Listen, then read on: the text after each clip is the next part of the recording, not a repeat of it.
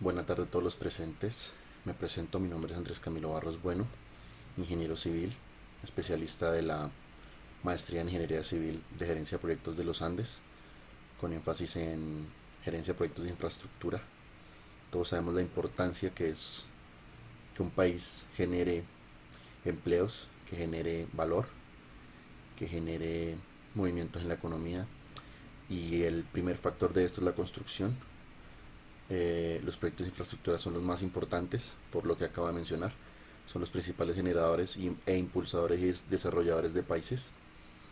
Pero en países tercermundistas y también en primermundistas, pero más que todo en países donde el dinero no alcanza, donde el rubro presupuestal se ve distorsionado o se utiliza para diferentes cosas o no alcanza el dinero, eh, pasan cosas de que la infraestructura no avanza. Entonces, ¿qué hacer cuando un país no tiene el dinero para generar proyectos nuevos de infraestructura y que ayuden al desarrollo del país? ¿O qué pasa cuando el Estado no quiere asumir los riesgos de unos proyectos como estos, ya que pues seguramente, y es verdad que siempre todos los complejos, todos los proyectos de infraestructura son muy complejos? ¿Qué hacer cuando no se pueden ejecutar de esta manera? Pues bueno, les vengo a presentar una modalidad de contratación que es APP, que es Asociaciones Público-Privadas, por el método de contratación de Project Finance. Entonces quiero mostrarles esto que es muy interesante. Entonces, primero, Project Finance, una herramienta estratégica para la infraestructura pública en Colombia.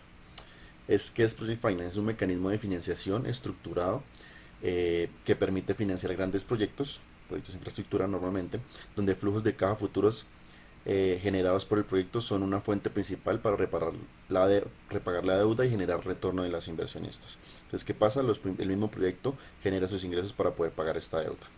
¿Y cuáles son las diferencias con otros métodos de contratación? Pues vamos a compararlo con financiamiento corporativo. Entonces, en la parte de riesgos, en el Project Finance están limitados al proyecto los riesgos. En cambio, en el financiamiento corporativo pues son todos asumidos por la empresa.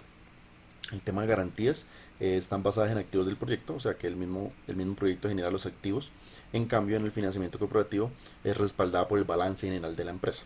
Y la fuente de pago pues son flujos de caja proyectados, de ingresos proyectados que va a tener el proyecto. Y en el tema de financiamiento corporativo son ingresos generales de la empresa. Principios fundamentales de esto son: el primero es separación entre el activo del proyecto y los activos de los patrocinadores. Se crea una entidad jurídica independiente, una SPV, Special Purpose Vehicle, y los activos y pasivos del proyecto no afectan directamente el balance de los patrocinadores. Entonces, es un principio muy importante. Segundo principio, estructuración del financiamiento basado en flujos de caja proyectados. La evaluación financiera se centra en el ingreso de futuros estimados, peajes, tarifas, ventas de energía, etcétera. Y los prestamistas analizan detalladamente los riesgos asociados con los flujos de caja. Y por último, el tercer principio, usos de garantías y mitigación de riesgos financieros. Se implementan contratos como contratos de compra asegurada, take or pay, pues que garantizan ingresos mínimos, y coberturas de tasas de interés y moneda.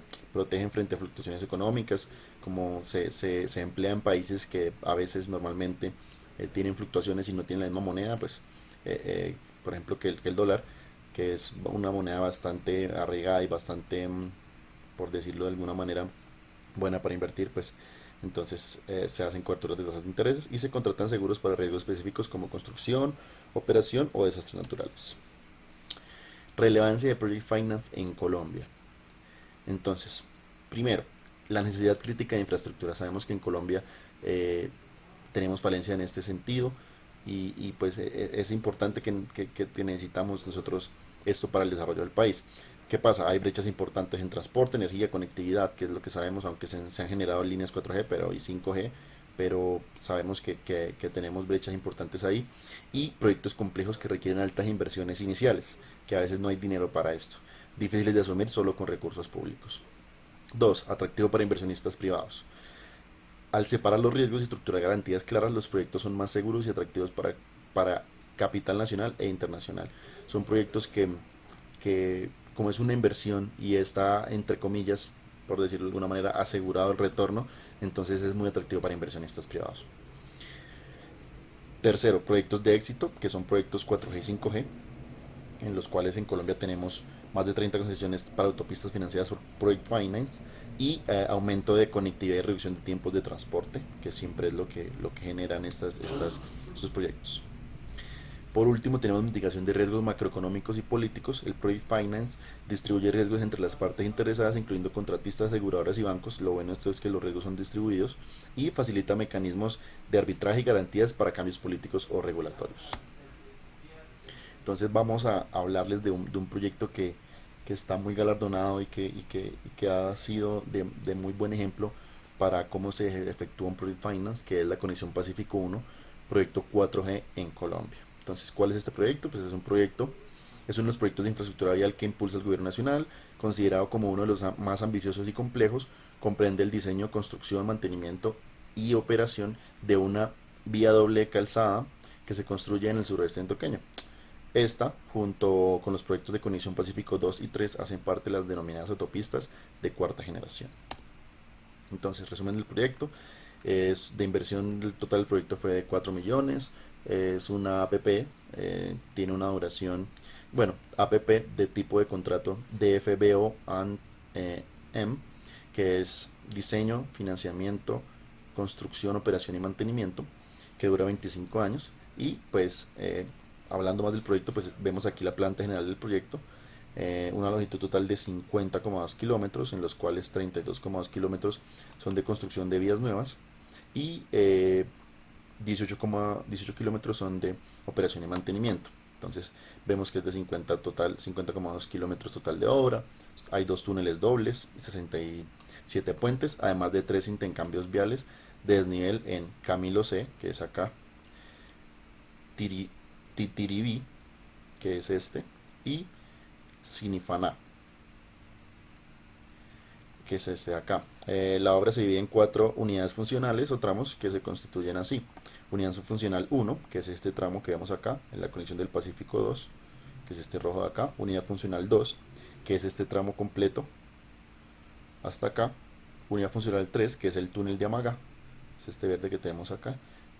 Unidad funcional 4, que va desde la intersección de Camilo C hasta acá, y este es el tramo en donde es una infraestructura existente y simplemente es operación y mantenimiento. Entonces vemos que de verdad que es bastante extenso y de complejidad gigante. El proyecto en este momento tiene un porcentaje de ejecución del 96%. En el UF1, unidad funcional 1, está en el 92%, UF2 el 98%, UF3 100%, porque el túnel de Amagá ya se terminó, y UF4 94%. Y cabe recalcar que en este momento está en un 6% por encima del plan de obra aprobado por la Agencia Nacional de Infraestructura, que es la que supervisa este proyecto. Aparte de que, pues, bueno, ya dijimos que la duración es de 25 años, pero comenzó en julio de 2014, teniendo como entrega ahorita finalización de obras en el 2025. Objetivos del proyecto. Objetivo número 1, mejorar la conectividad vial en la región pacífica. La idea es facilitar el transporte y la circulación de mercancías y personas entre el Valle del Cauca, el eje cafetero y la región pacífica, promoviendo la integración de estos territorios con otras partes del país. Objetivo número 2, reducir los tiempos de viaje y los costos logísticos. A través de la construcción de una infraestructura moderna, el proyecto busca disminuir los tiempos de viaje y los costos asociados al transporte, lo que contribuirá a la mayor competitividad de la región. Objetivo número 3, impulsar el desarrollo económico y social de la región. La construcción de la vía no solo tiene un impacto en el transporte, sino también en la generación de empleo. Mejorar seguridad vial, el objetivo número 4, y el proyecto tiene como objetivo implementar una infraestructura de alta calidad y seguridad. Principales actores involucrados. Entonces tenemos para el sector público, tenemos a la Agencia Nacional de Infraestructura y Ministerio de Transporte, que son los que se encargan de supervisar la estructuración, adjudicación y cumplimiento del contrato y coordinar y priorizar el proyecto dentro de la Policía Nacional de Infraestructura. En el concesionario tenemos a Coviandina Pacífico 1, Covi Pacífico, que es el que se encargó de diseñar, construir, operar y mantener el proyecto, aportar capital y gestionar el financiamiento, y empresas contratistas también de estas, que son Odinsa y Mota Ángel, que es un consorcio especializado para la infraestructura vial, para la construcción de esta. Y financiadores tenemos a Bancolombia, Bit Invest y la Financiera de Desarrollo Nacional, que son pues, entonces Bancolombia, principal financiador nacional con experiencia en infraestructura, BidInvest, proveedor de apoyo financiero y técnico para mitigar riesgos, y la Financiera de Desarrollo Nacional, lo que hace es que promueve y financia la infraestructura estratégica en Colombia. Y los contratistas y proveedores y aseguradoras que tienen ellos también, que pues son empresas constructoras especializadas y proveedores seguros en los cuales cubren riesgos de construcción, operación y eventos catastróficos. ¿Cómo es la estructura financiera? Para la parte de la financiación tenemos 70% de deuda y 30% de equity. Entonces, en el 70% de deuda se financió mediante préstamos otorgados por un consorcio de entidades financieras nacionales e internacionales, que es las que ya mencioné, Bancolombia, BidInvest y Financiera de Desarrollo, en la cual Bancolombia fue el proveedor clave en la deuda moneda local. BidInvest aportó préstamos estructurados, minimizando riesgos para inversionistas internacionales, y Financiera de Desarrollo promovió el acceso de financiamiento competitivo en consideraciones favorables. Los préstamos tuvieron un plazo de 15 a 20 años, alineados con flujos de ingresos proyectados pues, por peajes. El equity se presentó aproximadamente el 30% de inversión total, aportado por el concesionario Coviandino Pacífico, liderado por las empresas Odinsa y Mota Engil. El equity cubrió costos iniciales incluyendo diseño, estudios técnicos y parte de las obras, garantizando un compromiso significativo por parte del concesionario. Fuentes de ingresos. Tenemos dos fuentes de ingresos, que son los peajes y las vigencias futuras. Para los peajes, que es la principal fuente de ingreso, es durante la fase de operación, que son 20 años de peajes.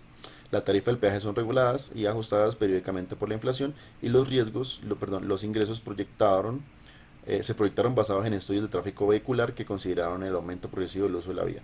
Y vigencias futuras, que es importante, este mecanismo de garantía aportado por el Estado a través del ANI, permite cubrir déficits en el flujo de caja en caso de que los ingresos de peaje sean menores a lo proyectado, reduciendo el riesgo financiero del proyecto. Herramientas implementadas. Tenemos 4 herramientas que se implementaron. Fueron los contratos de garantías estructurales, que fueron las vigencias futuras que ya mencionamos, que proporcionadas por la ANI, que son ingresos mínimos en caso de que los reales con peajes no sean efectuados. Contratos take or pay, ingreso mínimo garantizado, aseguran ingresos mínimos para cubrir la deuda. Coberturas financieras y seguros. Tenemos seguros de construcción, pues que cubren cualquier riesgo en la parte estructural, de daños, retrasos, también pólizas de riesgos y desastres naturales, y cobertura cambiaria para mitigar el riesgo asociado con la fluctuación del tipo de cambio y préstamos internacionales. Para mecanismos financieros se trabaja de manera de fideicomiso, o sea que pues, gracias a esto pues provee una estructura de gobierno clara y transparente para manejar los flujos de caja, y estructura de deuda senior y subordinada. Pues los préstamos senior tienen una prioridad en el reembolso sobre otros tipos de financiamiento, o sea que estos préstamos se van a pagar inicialmente antes de cualquier cosa. Supervisión y apoyo, pues tenemos supervisión técnica de la ANI y entidades independientes que realizan monitoreos constantes en el avance de las obras, asegurando el cumplimiento de los cronogramas y estándares de calidad. BidInvest aporta experiencia técnica y financiera a la estructuración del proyecto, y Financiera de Desarrollo proporciona asesoramiento y financiamiento para reducir el riesgo financiero. Riesgos y mitigación. Vamos a ver los principales riesgos y sus maneras de mitigación. Para el riesgo financiero, por ejemplo, el riesgo de la insuficiencia para ingresos de respaldo para repago de deuda, se utilizaron vigencias futuras y flujos de caja proyectados. En el tema de construcción, retraso y sobrecostos, pues ¿qué se usó? Se usó seguros de construcción y garantías de cumplimiento. Para los riesgos de operación y mantenimiento, tenemos contratos de mantenimiento, aparte de la supervisión de la ANI. Para el tráfico menor al proyectado, tenemos estudios de tráfico bastante arraigados y bastante centrados, y contratos de ingreso mínimo garantizado, que es lo que veíamos en el anterior diapositiva. Para el político, tenemos cambios legislativos y regulatorios. Para este riesgo tenemos cláusulas de estabilidad jurídica y seguro en el riesgo político. Para los impactos ambientales o retrasos por permisos, tenemos un plan de manejo ambiental y una obtención temprana de permisos. Para la parte social, que es conflictos o resistencia de las comunidades locales, se hicieron consultas comunitarias y planes de compensación social. Y para desastres naturales que afecten la infraestructura, tenemos un diseño resiliente y seguros contra desastres naturales. Desafío y enseñanzas. ¿Cuáles fueron los desafíos financieros? Primero, demoras en la adquisición predial. Tuvieron muchos retrasos en permisos y expropiaciones que afectaron el cronograma inicial. 2. Variabilidad en el flujo de tráfico. Las estimaciones de ingresos dependían de proyecciones que presentaron incertidumbre inicial, que eso fue un problema grande, y riesgos macroeconómicos, que la fluctuación cambiaria impactó la rentabilidad de los inversionistas extranjeros. Lecciones aprendidas de esto, pues que hay una necesidad de mejorar procesos de adquisición predial antes de la fase de construcción, que esto se debe comenzar a desarrollar. 2. Hay que implementar estudios de tráfico más conservadores para reforzar la confianza de los financiadores o más centrados. Y 3. Hay que diseñar incentivos financieros para minimizar los impactos de retrasos. Conclusiones y recomendaciones. Entonces, como conclusiones tenemos que el modelo de Project Finance permitió una clara separación de riesgos entre los actores públicos y privados, asignando la responsabilidad operativa y financiera al concesionario, mientras el Estado mitigó riesgos macroeconómicos mediante las vigencias futuras. Segunda conclusión, la estructura financiera robusta respalda por flujos de caja proyectados, respaldada por flujos proyectados de caja, eh, atrajo la participación de bancos nacionales como Bancolombia, multilaterales como BidInvest, que esto es muy importante, y esto refleja la confianza en el modelo y en la estabilidad regulatoria colombiana. 3. El modelo permitió la ejecución de un proyecto estratégico que mejoró la conectividad regional y contribuyó al desarrollo económico del suroccidente del país, que es muy importante, generación de empleo y movimiento de la economía.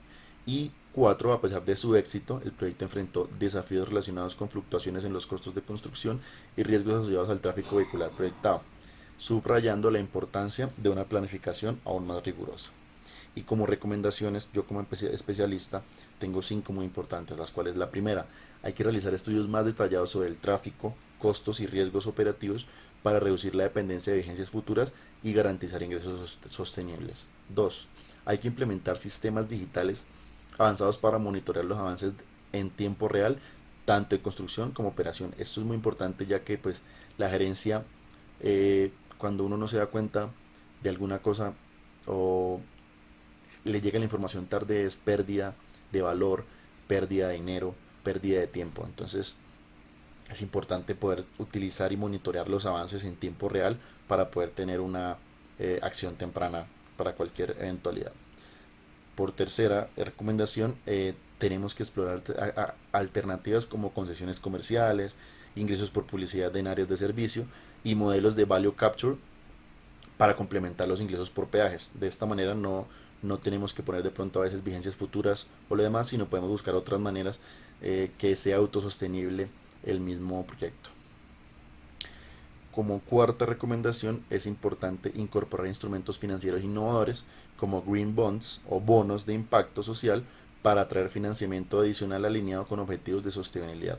Lo mismo, es intentar tener otras fuentes de ingreso que sean autosostenibles y se puedan proyectar y salgan del mismo proyecto para no tener que financiar o buscar más dinero por otro lado. O que se tenga que comprometer el Estado con pagos mínimos que pues se pueden evitar utilizando esto. Y como quinta recomendación, es importante desarrollar modelos de contrato estandarizados para concesiones. Ya vimos que en Colombia funcionan, en Colombia se dan, somos uno de los países que más tiene concesiones y es bueno incurrir o meternos en este tema para poder estandarizar, ya que sabemos que si estandarizamos los procesos pues vamos a tener una ganancia en tiempo y en desarrollo de todo abismal. Entonces es importante estandarizar estos contratos basados en las mejores prácticas internacionales para agilizar los procesos y reducir disputas legales. Entonces pues espero que les haya gustado la presentación.